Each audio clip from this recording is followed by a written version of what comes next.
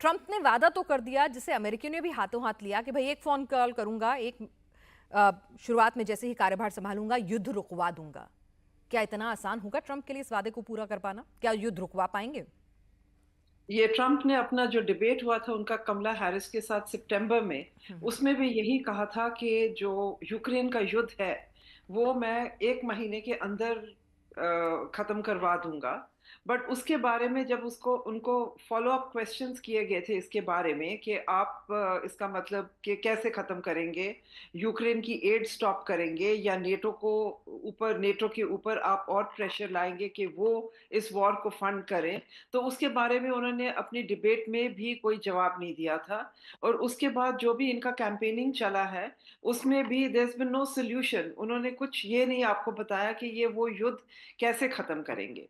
और एक चीज हमें और ध्यान में रखनी पड़ती है कि जो अमेरिकन पॉलिसी है वो उसमें एक कॉन्टिन्यूटी है, स्पेशली फॉरेन पॉलिसी में। तो इतना आसान नहीं होता कि आप एक दिन एक टैप को बंद कर दें और उसको मतलब कोई पॉलिसी या कोर्स करेक्शन कीजिए।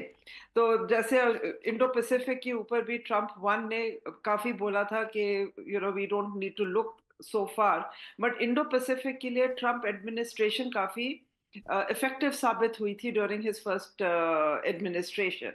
सो सिमिलरली जो यूरोप है ये अमेरिका का ट्रेडिशनल एलाय है। Transatlantic relationship is one of the most important, सबसे महत्वपूर्ण रिलेशनशिप होता था यूनाइटेड स्टेट्स के लिए।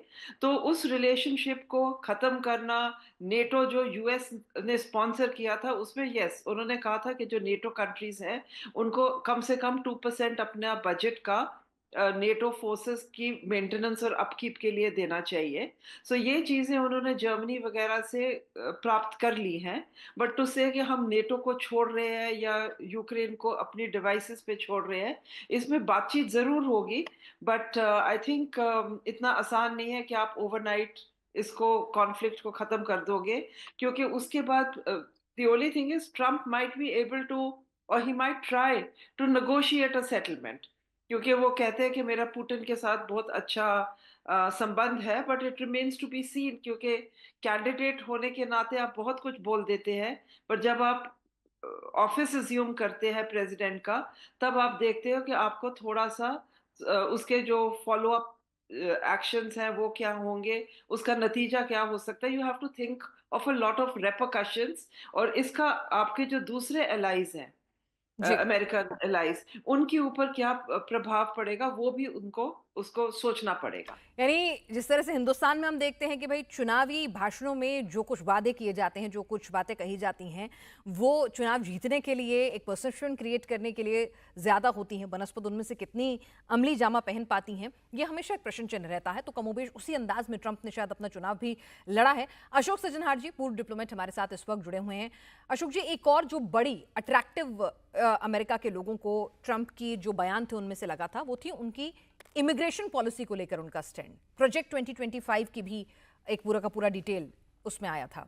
तो ये ट्रंप वाकई में क्या एग्जीक्यूट कर पाएंगे? और अगर ऐसा करेंगे तो कई साथी मुल्कों इंक्लूडिंग इंडिया उससे भी रिश्ते कहीं ना कहीं ताक पर रखेंगे।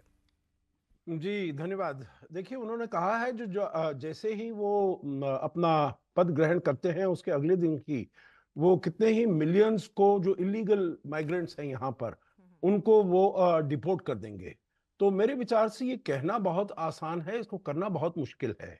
जहां तक आपने कहा भारत के साथ संबंधों का, तो देखिए भारत के ज्यादा जो लोग हैं वहां पर वो लीगली वहां पर माइग्रेट किए हैं और वो ज्यादा बड़े ही टेक्निकली क्वालिफाइड हैं और वहां पर वो अपना काम कर रहे हैं, बड़े अच्छी तरीके से वहां पर रह रहे हैं। करीब 5 मिलियन के आसपास है हमारा वहां पर इंडियन डायस्पोरा, और बाय एंड लार्ज वो बहुत ही कंट्रीब्यूट कर रहा है अमेरिकन इकोनॉमी को, अमेरिकन सोसाइटी को हर तरीके से, और पॉलिटिकली बहुत इन्फ्लुएंशियल है। तो देखिए उनके विरुद्ध तो कोई ऐसे वो केस होंगे नहीं। और रिसेंटली हमने देखा है जो जो हमारे यहाँ से जाते हैं, इलीगल माइग्रेंट्स हैं या इस प्रकार के लोग जो वहां पर जाना पसंद करते हैं, क्योंकि हमने देखा है बहुत और देशों से भी वहां पर लोग आते हैं, सदर्न बॉर्डर्स से वो अंदर जाते हैं। तो हम तो कोऑपरेट कर रहे हैं अमेरिका के साथ। वहां से बहुत सारी ऐसी फ्लाइट्स भी आई हैं।